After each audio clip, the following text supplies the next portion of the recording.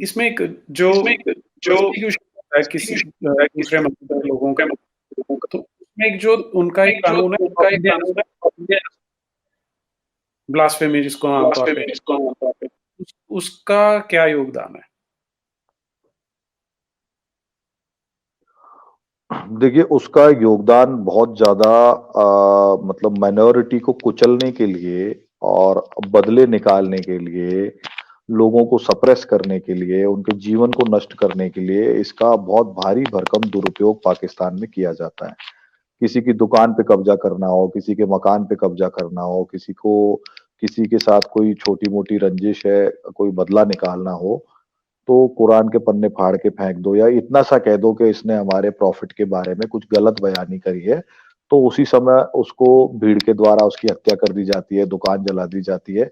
और कई सारे मामलों में ये देखा गया है। मैं आपको एक उदाहरण देता हूँ। एक बच्ची महक कुमारी के लिए एक एक्टिविस्ट ने रोहिड़ी नामक जगह के पास में पास की वो बच्ची थी, एक हिंदू परिवार की, उसको 14 साल की बच्ची को उठा के ले गए घर से गन पॉइंट पे।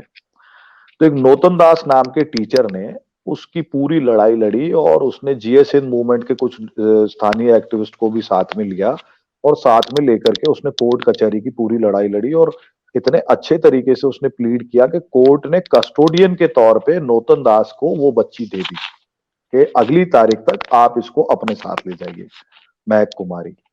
अगले 2-3 दिन बाद ही क्या होता है कि नौतन दास को स्कूल में जब वो पढ़ा रहा था, वहां पे आके कुछ लोग मारते हैं, पीटते हैं, उसको पुलिस में ले जाके बंद करवा देते हैं नौतन दास को, और उस पर ब्लास्फेमी लॉ का झूठा मुकदमा लगा देते हैं। और कोर्ट की कस्टडी दी हुई बच्ची को उसके घर से, नौतन दास के घर से, फिर भीड़ जाके उठा के उसी जिहादी को सुपुर्द कर देती है जो उसका तथाकथित पति था। जबकि बच्ची के बयान ये थे कि मैंने इस्लाम कबूल नहीं किया, अपनी मर्जी से मुझे जबरन उठाया गया, मुझे जबरन इस 40 साल के आदमी से मेरा निकाह पढ़वाया गया है। तो ऐसी घटनाएं बहुत आम है। ब्लास्फेमी के मामले में सर्वाधिक प्रताड़ित जो है वहां पे माइनॉरिटी में, पंजाब में जो है वो क्रिश्चियन समुदाय है और सिंध में हिंदू समुदाय है। ये वहां की ग्राउंड रियलिटीज है। और ब्लास्फेमी के नाम पे सैकड़ों हत्याएं पब्लिक ही कर चुकी है। और आप देखिए, सलमान तासीर नाम के गवर्नर थे पंजाब के, वो क्रिश्चियन थे, उनकी कोई पॉलिटिकल अंडरस्टैंडिंग थी या क्या मिशनरी सपोर्ट था, कैसे कैसे करके उस आदमी को गवर्नर बना दिया गया। उसके आसिया बीबी के केस को प्लीड करने के कारण उसके ऊपर के इसने भी ऐसी औरत का साथ दिया जिसने हमारे हुजूर के बारे में गलत शब्द कहे थे, तो इसलिए उसके गनमैन ने सलमान तासीर को गोली मारी और सलमान तासीर के उस मुस्लिम गनमैन का पूरे देश में हीरो की तरह जगह जगह पे उसके पोस्टर लगे, उसके लिए कैंपेन चला और उसको सजा नहीं होनी चाहिए, ऐसा करके हजारों लाखों लोग सड़कों पे आ गए। तो वहां की समस्या क्या है कि पूरी की पूरी सोसाइटी रेडिकलाइज हो गई है और ये रेडिकल सोसाइटी में किसी भी माइनॉरिटी का रहना संभव नहीं है। जब आप और हम यहाँ पे अपना सुंदर जीवन जी रहे होते हैं, उस समय पे रोज 4 बच्चियां माइनॉरिटी की, विशेष तौर पे हिंदू और सिख बच्चियां वहां पे उठाई जाती हैं। अगर क्रिश्चियन बच्चियां भी जोड़ लेंगे तो रोज 5 बच्चियां वहां पे कम से कम किडनैप करी जाती हैं, माइनर बच्चियां, नाबालिग बच्चियां। अब आप मजे की बात देखिए, वो 18 वर्ष शादी की आयु है किसी भी लड़की के लिए, लेकिन ये कानून उस पे लागू नहीं होगा। अगर माइनॉरिटी की बच्ची उठा ली जाएगी तो कोर्ट भी ये कहती है कि इसने अपनी मर्जी से इस्लाम कबूल किया है, ये अपने पति के साथ ही रहेगी और वहां पे शरीयत लागू हो जाता है। पाकिस्तान में एक और चीज है, शरिया या क्या बोलते हैं, लोकल एक्ट में अगर कोई कंट्राडिक्शन है तो शरिया मान्य होगी। तो प्यूबिटी जो बोलते हैं, बच्चे के अंदर वयस्कता के जो लक्षण दिखते हैं, प्यूबिटी जिस बच्ची में आ गई या जिस बच्ची का मासिक धर्म शुरू हो गया, मासिक चक्र शुरू हो गया, उस बच्ची को जो है शादी योग्य शरिया मान लेगा। इस आधार पे उन बच्चियों को जिहादियों के पास सौंप दिया जाता है और सुप्रीम कोर्ट के चीफ जस्टिस तक ऐसे मामले में बच्ची के खुद के स्टेटमेंट के बाद भी उस बच्ची के विरुद्ध निर्णय दे चुके हैं। ये पाकिस्तान में रोज आए दिन देखे जाने वाली घटना है। मैं, नीरज जी, हमेशा अपने मित्रों से, सगे संबंधियों से और ऐसे शोज में हमेशा एक बात सबको समझाने का प्रयास करता हूं। मैं आपको भी कहना चाहूंगा कि कोई बंदूक वाला जिहादी अगर आएगा तो वो बंदूक लेके आएगा और एक गोली हमें मार देगा और हम उसी समय मर जाएंगे। ठीक है, चलेगा, पीछे जो होना है वो लोग देखेंगे। लेकिन इसके विपक्ष में यदि कोई सांस्कृतिक जिहादी, कल्चरल जिहादी आया और हमारे घर में से हमारी बच्ची को गन पॉइंट पे उठा के ले गया, उसने उसी दिन उस बच्ची का फोर्स कन्वर्जन कराया और फोर्स कन्वर्जन करा के 3 गुना 4 गुना उम्र के आदमी से शादी कराई। कुछ दिन तक उस बच्ची को वडेरों ने, उनके लोगों ने रेप किया और फिर हीरा मंडी में बेच दिया। किसी पिता को ये पता है कि अब मेरी बच्ची के साथ क्या होने वाला है। उसके 4 बच्चे, 3 बच्चे और हैं, वो उनको लेके छटपटाहट में किसी भी तरीके से वहां से निकलता है, क्योंकि बच्ची तो वापस आएगी नहीं, उसको पता है। मैं ऐसे लोगों से मिला हूं नीरज जी, भारत में ऐसे भाई बहन हमारे बड़े बुजुर्ग रह रहे हैं जो अपनी बच्चियों को ऐसे खोकर आए हैं, उनका जीवन यंत्रवत है, वो मृत्यु से भी अधिक कठोर जीवन जी रहे हैं। एक आदमी जीते जी मर जाता है, अपने सबके घर में बच्चे बच्चियां हैं। आप सोच के देखें कि अगर आपके मेरे बच्चे को स्कूल में इस बात पे रोज डिस्क्रिमिनेट किया जाए कि ये काफिर है और उसको खाने के बर्तनों से भी दूर रखा जाए, और 24 घंटे एक 5 साल 6 साल 7 साल के बच्चे को ये कहा जाए कि तू इस्लाम कबूल कर ले तभी तेरे को जन्नत मिलेगी, नहीं तो काफिर है, तू दोजख की आग में जलेगा। ऐसा व्यवहार अगर आपके मेरे बच्चे के साथ हो तो हमें कैसा लगेगा? हमारी बच्चियों को हमारे हाथों से छीन के ले जाए, 8 साल 9 साल 10 साल 11 साल 12 साल की बच्चियों को, तो हमें कैसा लगेगा? कितनी मार्मिक स्थिति में वो लोग वहां पे रह रहे हैं। और ये बात वहीं खत्म नहीं होती, भारत में आने के बाद में भी मैंने जब शुरू में ये सब शुरू किया आज से 10 वर्ष पूर्व, तो हिंदू समाज को ये समझाने में बहुत समय लग गया कि ये हमारे भाई बहन है, हम इनका हाथ नहीं थामेंगे तो कौन थामेगा।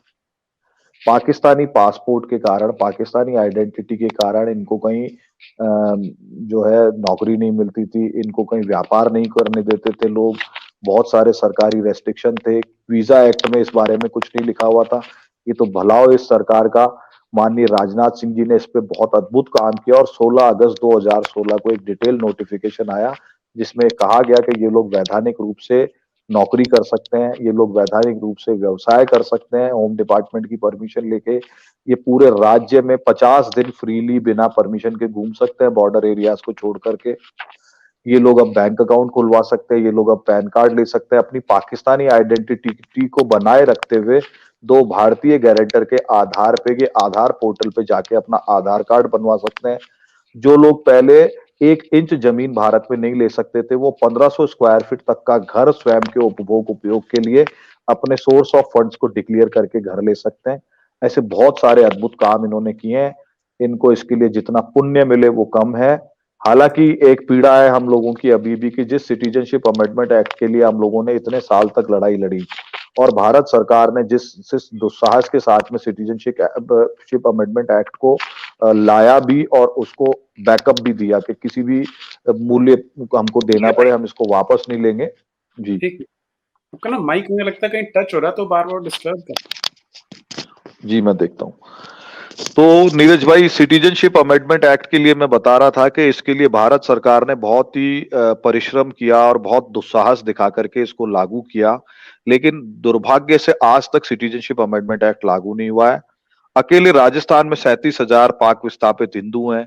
दिल्ली और सबर्ब में मिलाकर के लगभग 9,000 सिख भाई हैं जिनकी हमने लिस्ट बना रखी है, और पूरे भारत में 1 लाख लोग इसके लाभार्थी हो जाएंगे यदि ये लागू हो गया तो, क्योंकि 9 स्टेट में फैले हुए हैं ये लोग। और इन सब लोगों को प्रतीक्षा है सिटीजनशिप अमेंडमेंट एक्ट लागू होने की। अब देखते हैं ये कब होता है। अब हम सरकार के लोगों के लगातार संपर्क में हैं, पर कभी चुनाव की बात हो जाती है, अब बंगाल चुनाव की बात हो रही है, तो ये समझ में नहीं आता कि सिटीजनशिप अमेंडमेंट एक्ट को लागू करने में अब समस्या क्या है। जी नीरज जी। जी, ये जो अभी आपने बात कही ना, मैंने भी जब जो दिल्ली में विस्थापित हिंदू हैं उनसे मिलने गया था मैं, कुछ वर्ष हो गए, तब उन्होंने यही जी बताया था कि ये जो तौहीने रिसालत है, तौहीने रसूल है, कि वो एक आदमी था मोहम्मद बिन अब्दुल्ला नाम का, आज से 1400 साल पहले, इसको बोलते हैं कि हमारा रसूल है, और उसकी निंदा नहीं कर सकते। और ये एक इस तरह की छड़ी है इनके पास कि किसी के ऊपर भी नाम लगा देते हैं और फिर उसकी कोई सुनवाई नहीं होती। जैसा आपने बताया कि सलमान तासीर जो एक पोस्ट पे था, एक ऊंचे पद पे था, उसको उसका ही गनमैन मार देता है और उस ऐसे गधे को एक नेशनल हीरो की तरह पेश किया जाता है वहां पे। तो ऐसे बीमार समाज में से अगर हिंदू भाग के नहीं आएगा, पलायन नहीं करेगा, तो उसके पास कोई ऑप्शन नहीं है। जिसे ये डर है, क्योंकि जब मैं दिल्ली में उन लोगों से मिला था, तो उन्होंने यही कहा। एक वहाँ व्यक्ति था जिसकी 4 बच्चियाँ थी, 10 साल की, 8 साल की। कहता है, "जी, मैं इनके लिए आया हूँ कि मैं हर कुछ बर्दाश्त कर सकता हूँ, मुझे वो मार दे, मैं वो भी सहन कर सकता हूँ, लेकिन मेरी बच्ची को कोई उठा के ले जाए, तो वो मेरे लिए जीते जी मरने समान है।" तो आपने बिल्कुल ठीक कहा कि वो तो बिल्कुल यंत्रवत जीवन हो जाता है, जब किसी को ये पीड़ा झेलनी पड़ती है। एक और बात कहना चाहूंगा मैं आपको कि जी, हमको सीखना पड़ेगा। देखिए क्या है, ताइथ और जकात का जो नेक्सस है वो बहुत बड़ा इकोसिस्टम पैसे से क्रिएट करता है कि एक आदमी चलता है बर्मा से, रोहिंग्या मुसलमान, वो भारत की किसी नियरेस्ट मस्जिद में जाता है, वहां का मौलवी उसके लिए पूरा इकोसिस्टम डेवलप करता है और वो आदमी 2200 किलोमीटर दूर जम्मू में जाके बसता है। तो सनातन और सदगुरु गोविंद सिंह जी ने इस बात को बहुत ठीक तरीके से अंडरस्टैंड किया और उन्होंने दशमांश की व्यवस्था करी हिंदू समाज के लिए कि भाई ये आर्मी, ये व्यवस्था सब आपके युद्ध के लिए तैयार की जा रही है, बिना धन के कुछ नहीं होगा। आप लोग अगर धन नहीं देंगे तो ये आर्मी लड़ेगी कैसे, साधन संपन्न कैसे होगी। जो भामाशाह भी अपने समय में रहे, बहुत सारी बातें हम ऐसी देखते हैं कि कभी न कभी कोई ना कोई आया, तो गुरु गोविंद सिंह जी ने समाज को ही भामाशाह बना दिया दशमांश की व्यवस्था करके। तो हिंदू समाज को भी धर्मांश की व्यवस्था पे आना पड़ेगा। आपका जिनसे सिविलाइजेशनल वॉर है, आपका जिनसे सभ्यताओं के संघर्ष में हम जिन अब्राहमिक्स के साथ जुटे हुए हैं, उनके अगर आपको टक्कर लेनी है तो इकोसिस्टम बनाना पड़ेगा।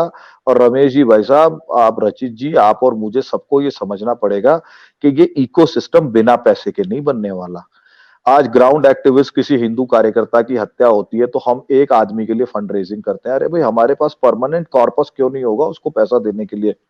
मंदिरों में किसी को दान देना है दे, पर क्या ग्राउंड एक्टिविस्ट संस्थाएं और ग्राउंड एक्टिविस्ट नीरज जी जैसे लोग, रचित जी जैसे लोग, हिंदू जन जागृति समिति या हमारी संस्था निमित्तिकम जैसे लोगों को आप आइडेंटिफाई कीजिए, आप धर्मांश दीजिए। छोटे छोटे सहायता से, आपके दिए हुए धन से हमने 10,000 जीवित हिंदू बच्ची बहनों बेटियों को पाकिस्तान से निकाला है। भारत में हम लोग इसका उदाहरण बने। ये सब माँ जगदम्बा की, माँ हिंगलाज की कृपा से वो बच्चियां बचाई गई हैं। लेकिन आपके दिए हुए धन ने चमत्कारिक रूप से उसके लिए काम किया है। तो हम सबको धर्मांश के लिए सोचना पड़ेगा और धर्मांश के लिए कोई बड़ा अम्ब्रेला बने, कोई बड़ी व्यवस्था हो, इस पर हम सबको मिलकर के काम करना पड़ेगा।